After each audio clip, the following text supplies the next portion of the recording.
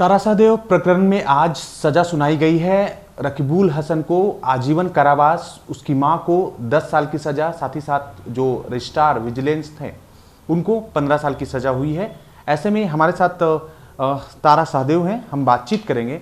सबसे पहला सवाल आपसे है कि आमतौर पे जो भारतीय गृहिणियाँ होती हैं, जो पत्नी होती हैं, वो ससुराल जाने के बाद एक्सेप्ट कर लेती हैं। क्या इतनी बड़ी लंबी लड़ाई, 9 सालों की लड़ाई जो है, वो आपने क्या सोचा था कि इतना दूर तक पहुँचेंगे, या जो भी न्याय मिला है, क्या आपके अंदर वो शक्ति थी जो? भैया जैसे आपने अभी बताया कि गृहस्थ जीवन हम स्टार्ट करते हैं, एक लड़की अपनी लाइफ को, पूरी लाइफ चेंज हो जाती है भैया जब आपकी शादी होती है। हर सब कुछ आपका वो परिवार होता है जिसके पास आप आए हो। मेरी शादी में कुछ ऐसा था कि जब परिवार ने मुझे विदा किया, क्योंकि मेरा अरेंज मैरिज था, सब कुछ सही था, लेकिन नेक्स्ट डे ही मुझे पता चलता है जिस इंसान से मेरी शादी हुई वो एक रंजीत सिंह कोहली ने रकीबुल हसन खान है। तो मुझे लगा कि मेरी लाइफ में पता नहीं, आप खुद भी सोच के इमेजिन करो कि आपको लगेगा शायद ये सब सपना है जो आपके साथ हो रहा है। मुझे 2 से 3 दिन ये चीज़ समझने में लग रहा था कि क्या सच में मेरे साथ ये हो रहा है। मैंने नहीं जाना था सच में, मेरे केस के बाद मुझे पहली बार ये वर्ड सुना था लव जिहाद, तो मुझे नहीं पता था मैं खुद किस चीज़ की शिकार हो चुकी हूँ। फिर मैंने बहुत कॉम्प्रोमाइज़ भैया करने की कोशिश की एज ए लड़की की, भाई मैं कहाँ जाऊँगी। उसने भैया यही था उसका सबसे बड़ा मेरा जो मोटिव था कि वो लड़कियों को ट्रैप ही इसलिए करते कि आप कहीं ना कहीं सोसाइटी, अपने परिवार, अपनी इज्जत की वजह से आगे नहीं निकलोगे। या आप उनका कहना मान लेते हो या फिर आप सुसाइड कर लेते हो। आप बहुत कोशिश करोगे तो वो आपको मार देंगे। आए दिन मीडिया में ये देखने को मिल रहा है। मैं बहुत खुशनसीब मानती हूँ भैया खुद को, जिस जगह से मैं बाहर आई हूँ, मैं ज़िंदा हूँ, उसको आज सज़ा मिली है। न्यायालय का मैं हाथ जोड़कर धन्यवाद करूँगी, सीबीआई का, जिन्होंने मुझे न्याय दिलाया। ऐसे लोगों को भैया एग्जाम्पल बहुत ज़रूरी था सेट होना, क्योंकि उनके अंदर एक ना, कैसे मैं बताऊँ आपको, आंखों में वो देखने को मिलता है ना जुनून कि भाई तुम कहीं भी चली जाओ, तुमको कोई बचाने वाला नहीं है। तो ये भैया हमारे न्याय व्यवस्था में ऐसा नहीं हो सकता है। मुझे बस ये लड़ाई मेरी इसी बात की थी कि एक क्रिमिनल किसी आम इंसान को इतना नहीं डरा सकता है कि सिर्फ हम ही हम हैं, तुम कहीं भी जाओ तुम्हें कोई साथ देने वाला नहीं है। तो जब आप लड़ोगे समाज आपके साथ होगा, और आज यही मेरा लड़ने का मोटिव था। सजा हुई है, क्या संतुष्ट हैं? जी भैया संतुष्ट हूँ। जैसा कि क्योंकि केस हम लड़ते हैं तो हम हर चीज़ पता करते हैं ना। मेरे हिसाब से तो उसे मृत्युदंड होना चाहिए, लेकिन कहते हैं ना इमोशंस एक तरफ है और कानून का जो हमारा धारा है वो एक तरफ है। तो जो मिनिमम से मैक्सिमम होता है ओवरऑल, आप कितनी सज़ा इस धारा पे दे सकते हो, तो जो जज सर ने दिया है वो उसको उम्र कैद की सज़ा दी है। वो शायद पिनल कोड में इतना ही है, और मुझे इस बात की तसल्ली है कि सर ने उसको इस हद तक सज़ा दी जितना उनके हाथ में था वो दे सकते थे। कोई भी इंसान सर इससे बड़ा मतलब खुशी नहीं हो सकता है कि आप अपनी पूरी ताकत, अपनी पूरी ज़िंदगी उसमें झोंक रहे हो जिस केस को लड़ने में। आज उसका जजमेंट आया तो मेरी बहुत बड़ी बात है। एक टर्निंग पॉइंट केस का था, जैसे मुझे जानकारी मिली है। पूर्व मंत्री हाजी हुसैन साहब, वो आपके पक्ष में आके कहीं ना कहीं आप गवाही दी। उन्होंने रकीबुल हुसैन को पहचाना, तमाम चीज़ें बताई। क्या आप उम्मीद कर रही थी क्या एक विशेष धर्म के जो है व्यक्ति इस तरह से साथ देंगे? क्योंकि कहीं ना कहीं आपको न्याय दिलाने में सभी लोगों का साथ। सर देखिए, मेरी केस जब स्टार्ट हुआ था ना, ये किसी सर्टिफाइड धर्म को खिलाफ मैं खड़ी नहीं हुई थी। मेरे साथ जो हुआ था वो मैंने सबके सामने रखा था। मुझे किसी हिंदू, मुस्लिम, सिख, ईसाई से पर्टिकुलर नफरत नहीं है, क्योंकि मैं खुद स्पोर्ट्समैन हूँ। तो हमारे अंदर ये फीलिंग ही नहीं है कि आप मुसलमान हो मैं हिंदू हूँ। लेकिन मेरे साथ जो हुआ उससे मैं बहुत टॉर्चर्ड थी। कहीं ना कहीं मेरे अंदर एक डर बैठ गया था कि हर वो इंसान, क्योंकि आपने मुझे इतना कर दिया था ना कि वो वर्ड अल्लाह वर्ड जब सुनते हैं ना तो मेरे कान में आज भी कहीं ना कहीं मैं रुक जाती हूँ, ये वही वर्ड है। तो किसी के भी साथ ऐसा मत कीजिए कि उसका पूरे इंसानियत, पूरे धर्म से ही विश्वास हट जाए। तो हाजी हुसैन अंसारी सर का मैंने स्टेटमेंट देखा था, मुझे सच में नहीं था कि वो सपोर्ट करेंगे, लेकिन मुझे बहुत अच्छा लगा कि वो सच्चाई का उन्होंने साथ दिया। इसके लिए मैं थैंकफुल हूँ। अच्छा, एक सवाल, 7 जुलाई 2014 को शादी हुई, 15 में आपको ये तमाम चीज़ें पता चली, 15 में ये केस सीबीआई को गया। इस दौरान क्या आप क्या किस तरह की चीज़ें आपके पास आई? क्योंकि आम लोग जो भी अपने न्याय के लिए लड़ रहे हैं उनको किस तरह से, क्योंकि आदमी कमज़ोर पड़ जाता है जिस तरह की कहीं ना कहीं जो तारीखें मिलती। ये जब मेरा स्टार्ट हुआ था केस बहुत हाई प्रोफाइल हो चुका था, क्योंकि जब मैं बोलती थी तो लोग सोचते थे ये किसी का भी नाम ले रही है। ऐसा एक टाइम आ गया था मीडिया के ही माध्यम से, क्योंकि सबको पता लगता था। बट प्रॉब्लम ये थी कि मेरे साथ वो हो रहा था, ये जज का नाम लेना, तो उनको सबको लगता था ये खुद को पॉपुलर करने के लिए किसी का भी नाम ले रही है। लेकिन ऐसा नहीं था। उनका एक लॉबी है जिसमें जज, पुलिस, मिनिस्टर सभी थे।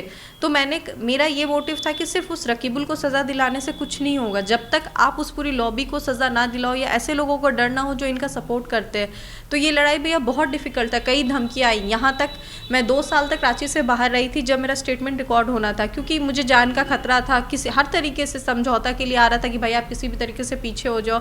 परिवार ने मेरा साथ दिया। मतलब दूर, मतलब आप समझ रहे हो भैया कि बिना पहचान के मैं एक ऐसी जगह रही जहाँ कोई जानता नहीं था कि मैं कौन हूँ। अब जब आप मीडिया आपके साथ है, हर कोई आपके साथ है, लेकिन आप एक बेनाम ज़िंदगी जीते हो सिर्फ इसलिए कि मैं चाहती थी चाहे मुझे कहीं भी रहना हो, इसको मैं सज़ा दिलाऊं। बहुत मेंटल टॉर्चर सहा है भैया मैंने इस 9 साल में भी। अच्छा, एक सवाल और, चूँकि आप शुरुआती दौर में मिलने का जो एक दौर था वो कैसा था, और माहौल उस वक्त कैसा था कि आपको पता ही नहीं चला ये तमाम चीज़? भैया देखिए, हमारे इसमें क्या था ना, जो जज हैं जिनको आज सज़ा हुई है, मुश्ताक अहमद, वो सबसे आगे थे रिश्ता लाने में। तो जब आप भैया कोई कहते हैं ना एक रिस्पेक्टेड इंसान, आप कैसे सोसाइटी में डिसाइड करते हो कि हाँ ये एक रिस्पेक्टेड बंदा है, वो हमारे डिस्ट्रिक्ट के जज रह चुके थे। तो उन्होंने हमारे फादर को जैसे कन्विंस किया कि देखिए मैं हूँ, जब मैं ही हूँ तो आप और क्या ढूंढना चाहते हो। तो एक विश्वास होता है ना गार्जियन को कि हाँ भाई जब आप इतने बड़े रिस्पेक्टेड इंसान साथ हैं तो हमें क्या पता कि आप किस तरीके के इंसान हो। और जब मिलाना हुआ तो जैसे मेरे दोस्त, परिवार, भाई बहन सब मिले, तो उनके सामने तो वो भैया वो इतने अच्छे रहते थे कि आप सोच ही नहीं सकते हो कि वो इंसान का ऐसा भी दरिंदा वाला रूप हो सकता है। तो भैया इसी को तो बात कहते हैं ना फंसाना, और इसी का ये लड़ाई था कि कैसे एक आम इंसान को आम जिंदगी से निकाल के आप उस अंधेरे में ले जाते हो। एक सवाल है कि बीच में एक 6 रैकेट का बात आया था, क्या उस दौरान आपने ये तमाम चीज़ें महसूस की थी? मेरे सामने रहते हुए भैया स्कूल की बच्चियां जो स्कूल से जस्ट कॉलेज अप्लाई करती हैं, उनका ये एडमिशन भैया फ्री कराते थे। मैंने ये सारी बातें पहले भी बताई है कि MBA तक के एडमिशन्स कराना, उनको जॉब दिलाना, कि वो आपको इतना अपने अंडर कर लेते हैं, फिर उनका यूज़ अलग अलग तरीके से करना, चाहे वो किसी को धमकी दिलाने में, जैसा उसने मुझे कहा था मेरे भाई को झूठे रेप केस में फंसा देगा। कैसे? क्योंकि ऐसे लोग कुछ ऐसी लड़कियाँ रखते हैं जो आपको झूठे केस में फंसाएंगी। वो तो फैसला कब आएगा आप नहीं जानते हो, बट कोई भी इंसान नहीं चाहेगा भैया कि उसके परिवार के साथ कुछ ऐसा हो। तो ऐसे लोगों को मैंने आते हुए, कई लड़कियां उनके घर आती थी, मतलब समझो भैया बहुत ही गंदा समय देखा है मैंने इस तरीके से, और वो सब चीज़ों को आंख से देखा था, तभी मैं फैसला ले पाई कि इससे बुरा और कुछ नहीं हो सकता है। यही तमाम चीज़ें आपको मजबूती दी? कहते हैं भैया जब बुरा होता है ना, बहुत ज़्यादा बुरा होता है, तो आपके पास चॉइस होता है कि आप इससे या तो आप पूरे ही ख़त्म हो जाओ या इसके खिलाफ लड़ लो। तो उसने मुझे शक्ति दिया कि मैं इससे ज़्यादा बर्दाश्त नहीं कर सकती थी, लेकिन मैं उसको छोड़ भी नहीं सकती थी कि मैं क्यों भागूं भैया, जब मैं सही हूँ तो भागना उसको है। आज वही हुआ, आज उसको सज़ा मिली है। अच्छा, जब एक ये भी समय आया था जब उसे कोर्ट से बेल मिल गई थी, वो बाहर घूम रहा था, आमतौर पे कह सकते हैं कि वो मान चुका था कि इस केस में आगे अब कुछ नहीं होने जा रहा है, लेकिन CBI ने आपका साथ दिया। इस वक्त कैसा रहा जब CBI का साथ मिलता रहा, वो बेल पे रहा, कितना भरोसा था? भैया बहुत यकीन होता है जब पुलिस के हाथ में ये केस था, और मुझे समझ रहे हो भैया एक तरीके से मेरे केस को घरेलू प्रताड़ना बना दिया गया था। जो एक्ट होते हैं ना भी लगाया जाता है धारा, जब CBI आई थी तो एक विश्वास था। CBI ने भी भैया इंक्वायरी में कई महीने मुझसे इंक्वायरी, क्योंकि उनको पहले मुझे जांचना ज़रूरी था कि मैं सही हूँ कि नहीं। कई घंटे भैया मैंने उनके ऑफिस में समय बिताया कि वो समझो मेरी इंक्वायरी करना। तो इस हद तक उनको कॉन्फिडेंस आया। उसके बाद जब उनको लगा कि नहीं, उनको सारी तथ्य मिली, फिर उन्होंने बोला कि अब हम इसे नहीं छोड़ेंगे, जो गलत है उसको हम सज़ा दिलाएंगे। तो मैं उनका तहे दिल से हाथ जोड़कर धन्यवाद करूँगी CBI का, जो इस लेवल तक जाकर उन्होंने ये सज़ा दिलाया है। बाकी लड़कियां इस तरह के ट्रैप में फंसती हैं, उनके लिए क्या? आखिरी सवाल। मैं यही कहूँगी कि ऐसे लोगों को हिम्मत हम जैसी लड़कियां ही दे रही हैं, क्योंकि हम जो कहते हैं ना भाई संस्कार, जो संस्कार हमें घर में दिया गया था बड़ों का सम्मान करने के लिए, वो कभी भी किसी दूसरे को हक नहीं दिया था कि वो मेरा अपमान कर जाए। उसका बहुत क्लियर है उन लोगों का, जिन लोगों ने मुझे किया, जो बताते हैं कि भाई तुम जैसी लड़कियों को हम इसलिए चुनते हैं कि ना तुम्हें परिवार एक्सेप्ट करता है, ना शादी के बाद तुम कभी घर लौट पाओगे, लौट भी जाते हो तो समाज तुम्हें जीने नहीं देगा। मतलब वो हमें इतना मेंटल टॉर्चर करते हैं भैया कि समझ रहे हो एक लड़की का शादी होकर टूट जाना मीन्स आपकी लाइफ ख़त्म है। तो ये चीज़ जो व्यू है ना, मैं ये बदलना चाहती हूँ भैया कि मैंने भी फेस किया। ऐसा नहीं है कि हर इंसान ने समझ लो बाहें फैला के एक्सेप्ट कर लिया कि नहीं भाई आप ही सही हो, ऐसा नहीं होता है भैया। सोसाइटी में कई तरह के लोग हैं। मैं हर दिन ताना सुनती थी नहीं हो सकता ये लड़की गलत हो, पॉपुलर होने के लिए कर रही थी, लेकिन आपको अपने पे विश्वास रखना होगा। अगर आप सही हो, और आप सही हो तो पूरा समाज आपका साथ देगा, आपका परिवार आपका साथ देगा। चलिए, ये तारा शाहदेव थी। लंबी लड़ाई, 9 सालों की लड़ाई के बाद कहीं ना कहीं इनके हक में फैसला आया है। और जो लोग भी इस तरह के रसूख रखते हैं तो उनके लिए बस इतना ही शब्द है कि अति का अंत ऐसा ही होता है। चले, थोड़ा सा वक्त जरूर लगता है, जैसा कहा जाता है कि भगवान के घर में देर है अंधेर नहीं।